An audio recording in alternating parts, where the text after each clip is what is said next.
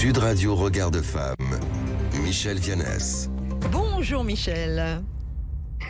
Bonjour Laurence. Alors dans cette série d'été consacrée aux femmes qui réussissent dans des carrières scientifiques, vous dressez aujourd'hui le portrait d'une figure majeure de l'astrophysique mondiale, Anne-Marie Lagrange.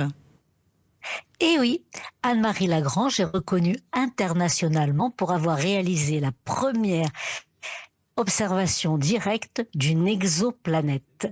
Alors son parcours, il est absolument fascinant car il montre à quel point des trajectoires scientifiques tiennent parfois à des rencontres et à une main tendue.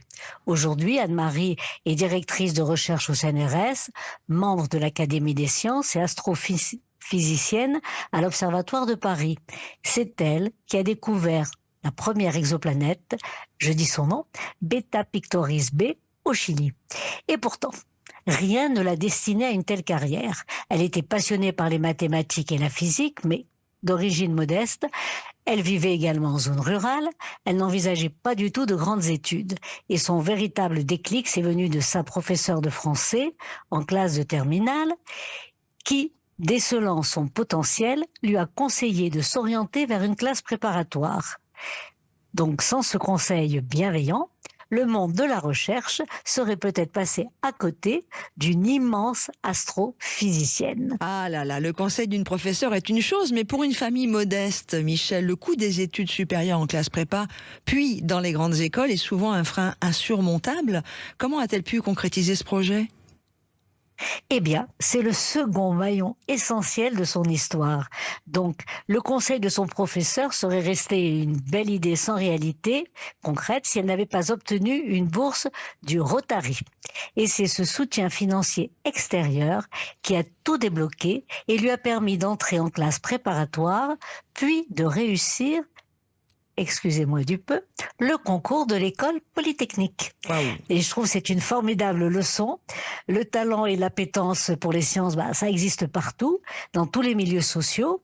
Mais pour qu'ils s'épanouissent, il faut une alliance entre l'école républicaine qui va repérer les profils et la solidarité ou les aides financières qui brisent justement ces fameuses barrières économiques. Une fois rentrée à Polytechnique, son parcours reste tout aussi atypique, notamment parce qu'elle choisit de ne pas sacrifier sa vie de femme et de mère pour sa carrière. Tout à fait. C'est une situation peu commune. Elle se marie et attend un bébé pendant sa scolarité à Polytechnique. On pensait qu'elle réussirait pas son année tout en étant enceinte. Eh bien, pas du tout. C'était d'ailleurs la première. Cela ne l'a empêchée ni d'étudier de front, ni plus tard de voyager aux quatre coins du monde pour ses recherches, puisqu'elle allait au Chili en particulier. Et elle a prouvé donc que les femmes n'ont pas à choisir entre leur vie personnelle et les sciences dures. La dernière fois, je l'ai entendu récemment, elle déplore les réformes récentes du baccalauréat qui ont fait sortir tant de filles des filières scientifiques. Alors bien sûr, les obstacles persistent, et le parcours reste trop souvent celui d'une combattante pour obtenir des postes. Mais en racontant aujourd'hui l'histoire d'Anne-Marie Lagrange, je voudrais rassurer les jeunes filles sur leur légitimité. Non, les sciences ne sont pas une question de sexe ou de milieu social, mais de volonté et d'opportunités à saisir. Allez-y, mesdemoiselles, n'hésitez pas à aller vers les sciences. Merci beaucoup, Michel. Merci Laurence.